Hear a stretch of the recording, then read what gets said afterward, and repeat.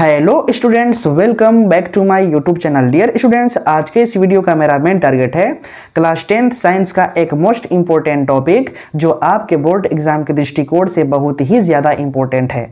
आपको बता दूं कि आज के इस वीडियो में हम लोग समझने जा रहे हैं दूरदृष्टि दोष क्या होता है इस बारे में। साथ ही साथ हम समझेंगे कि अगर कोई व्यक्ति दूरदृष्टि दोष से पीड़ित है तो इसके पीछे क्या कारण है, यानी क्या कारण है कि दूरदृष्टि दोष नेत्र में हो जाता है। ठीक है, और अगर कोई व्यक्ति इस दोष से पीड़ित है तो इसका समाधान यानी कि निवारण कैसे करेंगे, इस बारे में हम लोग समझेंगे आरेख सहित यानी कि चित्र सहित। ठीक है, आपको बता दूं कि आपके बोर्ड एग्जाम में यह प्रश्न कई बार आ चुका है कि दूरदृष्टि दोष क्या है, इसका कारण और निवारण का सचित्र वर्णन कीजिए। ठीक है, तो इसीलिए आप सभी लोग ध्यान से समझेंगे आज के इस वीडियो को। ठीक है, तो चलिए हम वीडियो को स्टार्ट करते हैं और समझते हैं कि दूरदृष्टि दोष क्या होता है इस बारे में। सबसे पहले इसमें आपको ऐसा बोलना है कि आंखों का ऐसा दोष जिसमें दूर की वस्तु तो स्पष्ट रूप से दिखाई देती है परंतु नजदीक की वस्तु स्पष्ट रूप से दिखाई नहीं देती है, तो आंखों का यही दोष दूरदृष्टि दोष कहलाता है। समझे कि नहीं? इसमें बस इतना आपको ध्यान में रखना है कि दूर की वस्तु स्पष्ट रूप से आपको दिखाई देगी लेकिन नजदीक की वस्तु स्पष्ट रूप से आपको दिखाई नहीं देगी, तो इस प्रकार के दोष को हम बोलेंगे दूरदृष्टि दोष। जो डेफिनेशन मैंने बोला है सेम वही डेफिनेशन यहाँ पे लिखा गया है, आप इसको नोट कर लेंगे। अब हम समझते हैं इसका आरेख। किसका आरेख? तो दूरदृष्टि दोष का आरेख। ठीक है, क्यों इंपॉर्टेंट है?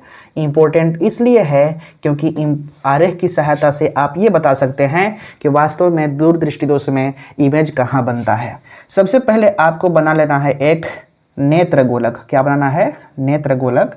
मैं सुंदर तो नहीं बना पा रहा हूँ लेकिन आप लोग सुंदर इसको बनाइएगा। ठीक है, अब यहाँ पे आपको एक लेंस फिट करना है। क्या फिट करना है? लेंस। कौन सा लेंस?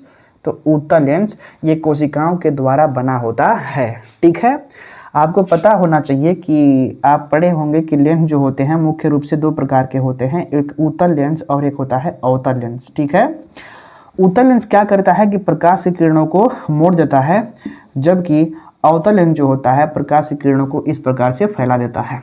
ठीक है, और इसके साथ साथ एक बात और जानते होंगे कि जो लेंस के जो बीच वाला पॉइंट होता है इसको हम बोलते हैं प्रकाशीय केंद्र। क्या बोलते हैं? प्रकाशीय केंद्र ना। और प्रकाशीय केंद्र से एक हम रेखा खींचते हैं इस प्रकार से, इसको बोलते हैं मुख्य अक्ष। ये रेखा हम क्यों खींचते हैं तो ये समझिए। जैसे मान लेते हैं कि ये ऐसे है ना, इसको हम थोड़ा सा आगे बढ़ाएंगे तो ये बन जाएगा एक गोला। क्या बनेगा? गोला। उसी प्रकार से इसको भी आगे बढ़ाइए, ये बन जाएगा एक गोला। क्या बनेगा? गोला। तो हर गोले के बीच में एक केंद्र होता है। अगर ये एक गोला है तो इसके बीच में एक केंद्र है, और ये भी अगर एक गोला है तो इसके बीच में एक केंद्र है। तो इस केंद्र को इस केंद्र से मिलाने वाली जो रेखा होता है ना, उसी को हम बोलते हैं मुख्य अक्ष। और ये जो मुख्य अक्ष होता है लेंस को दो बराबर भागों में बांटता है, और जो ये बीच वाला पॉइंट होता है इसी को बोलते हैं प्रकाशीय केंद्र। तो इस लेंस में भी यहाँ पे बीच का जो भाग होता है इसको बोलेंगे प्रकाशीय केंद्र, और यहीं से एक हम मुख्य अक्ष खींचेंगे। क्या खींचेंगे? मुख्य अक्ष। आपको पता होना चाहिए। ठीक है, तो हमने यहाँ से एक मुख्य अक्ष खींच दिया ना। एक बात ध्यान दीजिएगा कि हमेशा जो सामान्य मानव होता है उसके नेत्र में जो इमेज बनता है हमेशा रेटिना पर बनता है। कहाँ पे? रेटिना पर। और ये जो है पोर्शन यहाँ पे ये रेटिना है। क्या है? रेटिना है। तो आपको पता होना चाहिए कि रेटिना पर ही इमेज बनता है किसी व्यक्ति के नेत्र के अंदर। लेकिन दूरदृष्टि दोष में कि होता यह है कि रेटिना पर न बन करके रेटिना से दूर बनता है। कहाँ बनता है? रेटिना से दूर। जबकि निकट दृष्टि दोष में इमेज हमेशा रेटिना से पहले बनता है, लेकिन दूरदृष्टि दोष में रेटिना पर न बनकर रेटिना से दूर बनता है। ठीक है, यहाँ पे दरअसल आपको एक ऐसा आरेख खींचना है जिसे आपको ये पता चल सके कि इसका इमेज रेटिना पर न बन करके रेटिना से दूर बन रहा है। तो कैसे खींचेंगे समझिएगा। मान लेते हैं कि नेत्र के समक्ष हम एक वस्तु को खड़ा किए हैं जिसको हम AB नाम दे रहे हैं। क्या नाम दे रहे हैं? AB। और यहाँ से एक लाइट मैं भेज रहा हूँ मुख्य अक्ष के समांतर। ये मुख्य अक्ष है, इसके समांतर यानी पैरेलल एक लाइट को मैं भेज रहा हूँ। तो जैसा कि हमने ये बताया, जो उत्तल लेंस होता है प्रकाश की किरणों को मोड़ देता है। उत्तल लेंस क्या करता है? प्रकाश की किरणों को मोड़ता है ना। तो यहीं से यह मुड़ जाएगा। क्या होगा? मुड़ जाएगा, यानी कुछ इस प्रकार से मुड़ जाएगा। ठीक है, दूसरी बात ये समझिए, यहीं से एक लाइट और निकालना है जो कि आपको भेजना है प्रकाशीय केंद्र से। कहाँ से भेजना है? प्रकाशीय केंद्र से। आप स्केल की मदद से बनाएंगे। मेरे पास फ़िलहाल स्केल नहीं है, लेकिन मैं कोशिश कर रहा हूँ बनाने के लिए। ठीक है, मैं कोशिश कर रहा हूँ बनाने के लिए।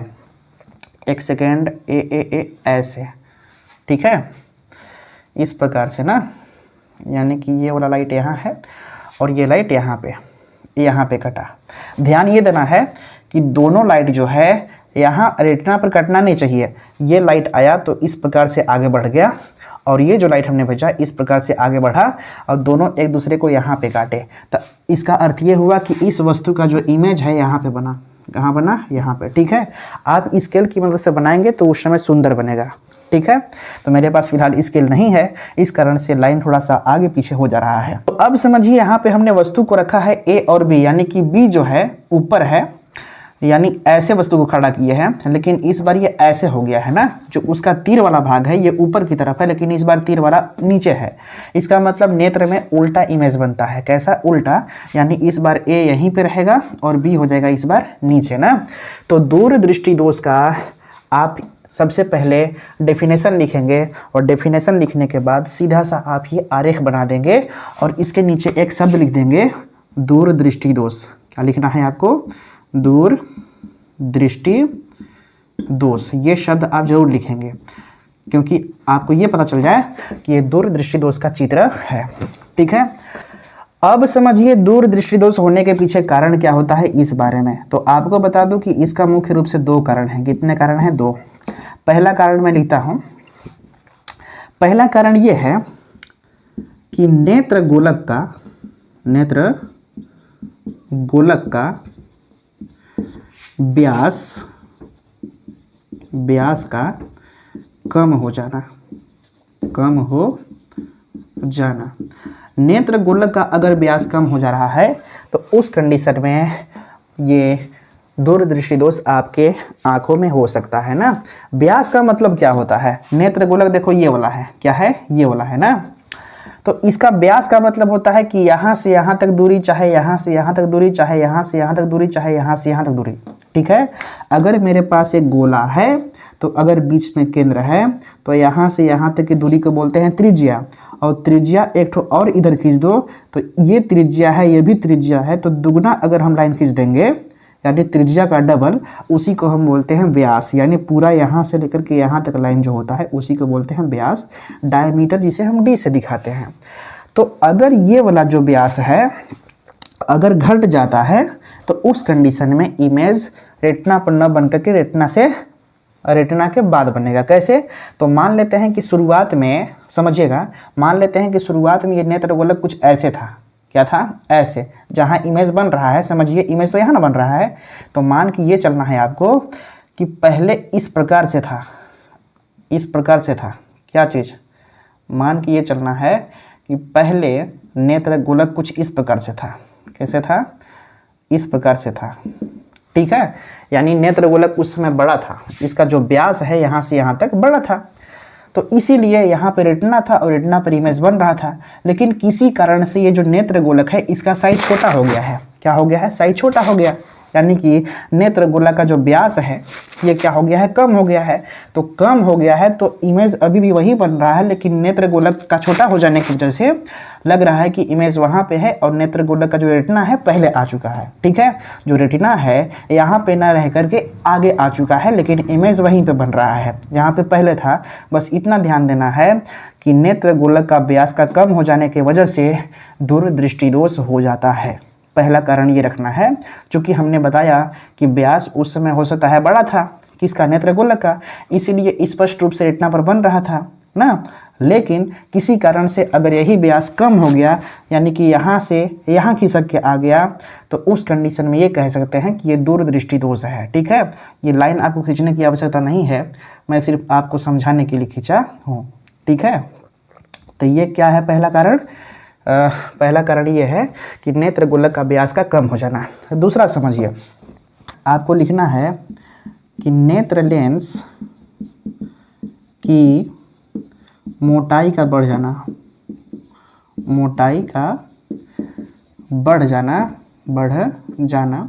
जिससे जिससे फोकस दूरी भी बढ़ जाती है, जिससे फोकस दूरी भी बढ़ जाती है, ठीक है। अब इसका मतलब समझिए, यहाँ पे लिखा ये है कि नेत्र लेंस की मोटाई का बढ़ जाना, यानी इसका जब मोटाई बढ़ जाएगा तो इसे फोकस दूरी इसका बढ़ जाता है, फोकस दूरी इसका बढ़ जाता है। जैसे मेरे पास मान लेते हैं कि एक पतला सा लेंस है और एक मान लेते हैं कि मोटा सा लेंस है। कैसा है? मोटा सा लेंस है, ठीक है। ये पतला है, ये मोटा है ना। और इसमें ये होता है कि अगर पतले लेंस में प्रकाश जाता है समांतर, ये बहुत तेज़ी से मुड़ता है, लेकिन अगर मोटे लेंस की अगर बात की जाए तो उतना ठीक से नहीं मुड़ता है, थोड़ा सा दूर जाके मुड़ेगा, समझे ना। इसमें देखो बहुत जल्दी मुड़ा है, लेकिन इसमें उतना जल्दी नहीं मुड़ा है ना। तो अगर किसी कारण से आपके नेत्र का जो लेंस है ये मोटा हो जाता है तो ये बढ़िया से मुड़ेगा नहीं, ये काफ़ी दूर जाके इसका लाइट गिरेगा। अगर मान लो यही पतला होता, यही पतला, तो ये जो लाइट है यहाँ पे जो जा रहा है, यहाँ ना जा कर के अगर पतला होता तो ये लाइट पहले ही मुड़ जाता। पहले मुड़ता मतलब यहाँ से ऐसे जाता, यहाँ से ऐसे, यानी यहाँ पे कटता। कहाँ पे कटता? रेटिना पर। और रेटिना पे कटता तो आपके नेत्र में किसी प्रकार के दोष नहीं होता। तो बस सीधा आपको समझना है कि जो दूरदृष्टि दोष होता है उसका मुख्य दो कारण है। पहला है नेत्र गोलक का व्यास का कम हो जाना और दूसरा है नेत्र लेंस की मोटाई का बढ़ जाना। ये दोनों के दोनों आप कारण को याद रखेंगे, ठीक है। इसके बाद हम समझेंगे यहाँ पे इसका निवारण। क्या समझेंगे? निवारण। निवारण में आपको ये लिखना है, क्या लिखना है कि दूरदृष्टि दोष को कम करने के लिए या फिर निवारण के लिए ऐसा लिखेंगे कि दूरदृष्टि दोष के निवारण के लिए, यानी समाधान के लिए ना, निवारण के लिए चश्मे में, किसमें? चश्मे में कौन सा लेंस का हम यूज करते हैं? तो ज़रा ये बता, अगर हमारे पास ये लाइट दूर जा रहा है तो हम चाहते हैं कि और मोड़ दें। अगर और मोड़ देंगे तो पास में लाइट गिरेगा, तो मोड़ने वाला कौन सा लेंस होता है? उत्तल लेंस ना। तो चश्मे में उत्तल लेंस का प्रयोग करेंगे, उत्तल लेंस का प्रयोग करेंगे। ये चीज़ें आपको समझ में आ रहा है कि नहीं? बताइएगा ना। सबसे पहले आपको लिखना है दूरदृष्टि दोष का डेफिनेशन, इसके बाद में बनाना है आरेख, फिर इसका लिखना है कारण, फिर इसका निवारण। निवारण में लिखना है कि दूरदृष्टि दोष के निवारण के लिए चश्मे में उत्तल लेंस का प्रयोग करेंगे या की जाती है। अब इसी चीज़ को हम समझेंगे आरेख के द्वारा कि वास्तव में निवारण कैसे होता है, वास्तव में निवारण कैसे होता है ना।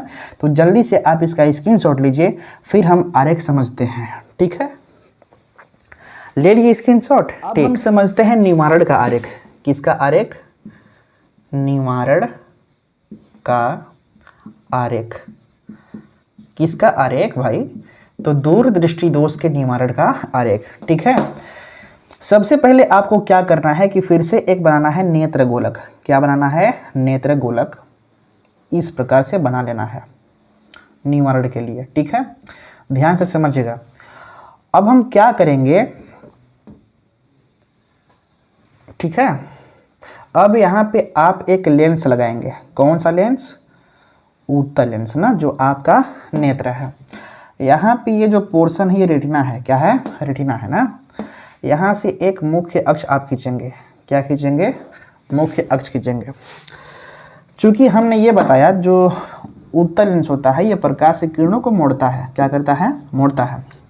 तो चूँकि दूरदृष्टि दोष में जो प्रकाश मुड़ करके कहाँ जा रहा था? रेटिना के पीछे, रेटिना के पीछे जा रहा था ना। अब हम कुछ ऐसा करेंगे कि जो लाइट पीछे जा रहा है उसको थोड़ा सा और मोड़ करके पहले करते हैं, ठीक है। तो आपको क्या करना है कि आपको चश्मे में प्रयोग करना है उत्तल लेंस का। यहाँ पे आपको एक उत्तल लेंस बना लेना है इस प्रकार से। क्या बनाना है? उत्तल लेंस बना लेना है। कहाँ पे? चश्मे में ना। अब अगर इसके सामने वस्तु खड़ा है, समझिएगा, अब अगर इसके सामने वस्तु खड़ा है जिसका नाम है ए बी, तो यहाँ से एक लाइट जाएगा समांतर। क्या जाएगा? समांतर। तो अगर यहाँ से समांतर गया लाइट तो उस कंडीशन में क्या करता है कि ये थोड़ा सा जो प्रकाश का किरण है मोड़ देता है, थोड़ा सा मोड़ देता है ना, यानी कुछ इस प्रकार से, यानी थोड़ा सा डाउन हो गया ना। अब डाउन तो हो गया, अब यहाँ से जो ये लेंस है ये भी मोड़ने का काम करेगा, थोड़ा सा ये मोड़ दिया और ये भी अपना मोड़ देगा। जब मोड़ेगा तो इस बार लाइट ऐसे जाएगा, ध्यान से समझिएगा, लाइट इस बार ऐसे जाएगा, ठीक है। अब समझिए दूसरी कंडीशन ना, इस बार आपको लाइट भेजना है यहाँ से ना, यहाँ से सीधे इसमें और ऐसे भेजना है। कैसे भेजेंगे? तो यहाँ से आप ऐसे भेजेंगे और ऐसे, यानी इस बार कहाँ कटा? इस रेटिना पर। कहाँ कटा? इस रेटिना पर ना। आप इसको स्केल से बनाएंगे तो स्पष्ट बनेगा। मेरे पास फिलहाल स्केल तो नहीं है, लेकिन आप लोग इसे स्केल से बनाएंगे।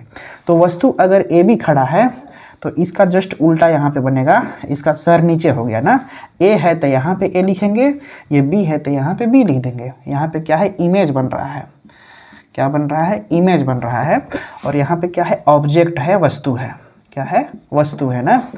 तो ध्यान ये देना है, ये इसका निवारण का आरेख है, तो इसमें ऐसा लिखेंगे, निवारण का आरेख, निवारण का आरेख, निवारण का आरेख ना। इस बार जो इमेज है रेटिना से पीछे नहीं बन रहा है बल्कि रेटिना पर ही बन रहा है ना। ये क्या है? रेटिना है, रेटिना।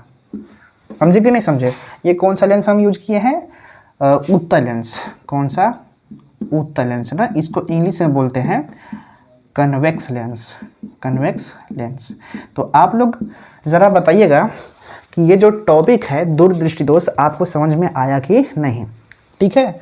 तो मैं आपसे उम्मीद कर सकता हूँ कि आपको दूरदृष्टि दोष अच्छे से समझ में आ चुका होगा, ठीक है। तो मिलते हैं नेक्स्ट वीडियो में अब नए टॉपिक के साथ, तब तक अपना ख्याल रखिए। Thank you so much watching for this video.